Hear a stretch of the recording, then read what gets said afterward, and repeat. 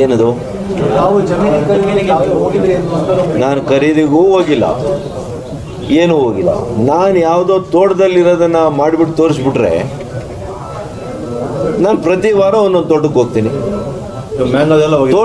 ತೋಟಕ್ಕೆ ಹೋಗಿರೋದೇ ಅಪರಾಧನ ಅಲ್ರಿ. ಇವಾಗ ಯಾವುದೋ ಒಂದು ಲಿಟಿಗೇಷನ್ ಇರುವಂಥ ಲ್ಯಾಂಡು ನಮಗೆ ಗೊತ್ತಿರಲ್ಲಪ್ಪ, ಯಾರೋ ನಮ್ಮ ಫ್ರೆಂಡು ಕರ್ಕೊಂಡು ಹೋಗ್ತಾರೆ, ನಮ್ಮ ಸ್ನೇಹಿತರು ಕರ್ಕೊಂಡು ಹೋಗ್ತಾರೆ, ಬನ್ನಿ ಸರ್ ಈ ತೋಟ ನೋಡಿ, ಮಾವಿನ ಹಣ್ಣು ತಿನ್ನಿ ಅಂತಾರೆ, ಕಳೆಂಗ್ರ ಹಣ್ಣು ತಿನ್ನಿ ಅಂತ ಕರ್ಕೊಂಡು ಹೋಗ್ತಾರೆ.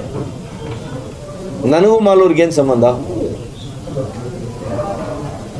ಮಾಲೂರಲ್ಲೂ ಜಮೀನು ಮಾಡೋಕ್ಕೆ ಹೋಗಲ್ಲ ನಾನು, ಇಲ್ಲೆಲ್ಲೂ ಇಲ್ವಾ? ಮಾಲೂರಿಗೆ ಹೋಗಲ್ಲ. ಅವರಿಗೆ ತಪ್ಪು ಮಾಡಿರೋದ್ರ ಬಗ್ಗೆ ಮಾತಾಡ್ತಾ ಇಲ್ಲ.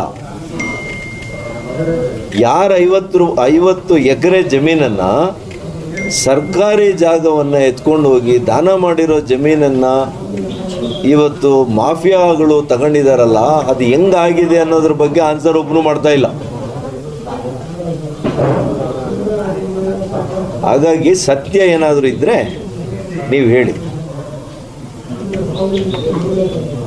ಹಾಗಾಗಿ ಕಾಂಗ್ರೆಸ್ನವ್ರಿಗೆ ಈಗಲಾದ, ನಾನು ಮೊನ್ನೆನೇ ಹೇಳಿದ್ದೀನಿ, ಕಂದಾಯ ಸಚಿವರಿಗೆ ಹೇಳಿದ್ದೆ, ಈಗಲೂ ಇನ್ನೂ ಕೂಡ ಅವ್ರು ಏನೂ ನಿರ್ಧಾರನೂ ತಗೊಂಡಿಲ್ಲ, DC ಅವರು ಏನೂ ನಿರ್ಧಾರ ತಗೊಂಡಿಲ್ಲ. ನಾನು ಇನ್ನೂ ಒಂದು 2-3 ದಿವಸ ನೋಡ್ತೀನಿ. ಇವರೇನು ನಿರ್ಣಯ ತಗೊಂಡಿಲ್ಲ ಅಂದರೆ ನಾನು ಗವರ್ನರ್ ಹತ್ರ ಹೋಗ್ತೇನೆ, ಲೋಕಾಯುಕ್ತ ಕಂಪ್ಲೇಂಟ್ ಮಾಡ್ತೇನೆ, ಪ್ರಧಾನಮಂತ್ರಿಗಳಿಗೂ ಬರೀತೇನೆ. ನಾನು ಒಂದು ಶಾಲೆ, ಏನು ಸರ್ಕಾರಿ ಶಾಲೆಗೆ ಕೊಟ್ಟಂಥ ದಾನ 50 ಎಕರೆ, ಅದನ್ನು ತಗೊಂಡೋಗಿ ಯಾರೋ ಒಬ್ಬರು ಜಮೀನು ಹೊಡಿತಾರೆ ಅಂತಂದರೆ ಏನಾಗ್ತಾಯಿದೆ ಈ ಸರ್ಕಾರದಲ್ಲಿ? ಅದಕ್ಕೆ ಆ ಅನ್ಯಾಯನ ನಾವು ನೋಡಿಕೊಂಡು ತಡೆಯೋಕ್ಕೆ ಸಾಧ್ಯನೇ ಇಲ್ಲ. ಸುಮ್ಮನೆ ಅವರು ಯಾವುದೋ ಒಂದು ವಿಡಿಯೋ ಬಿಟ್ಬಿಟ್ರು ಅಂದರೆ ನಾನು ಹೆದರ್ಕೊಳ್ಳೋವಂಥವನು ಅಲ್ಲ. ಇಲ್ಲಿ ಕ್ಲಿಯರ್ ಇದೆ, ನೀವೇನು ತೋರಿಸಿದ್ರು ನಾನೇನು ಕೇರ್ ಮಾಡಲ್ಲ. ನೋಡ್ರಿ, ನಾನು ಈ ವರ್ಷಕ್ಕೆ 20 ವರ್ಷ ಆಗ್ತಾಯಿದೆ ರಾಜಕಾರಣಕ್ಕೆ ಬಂದು.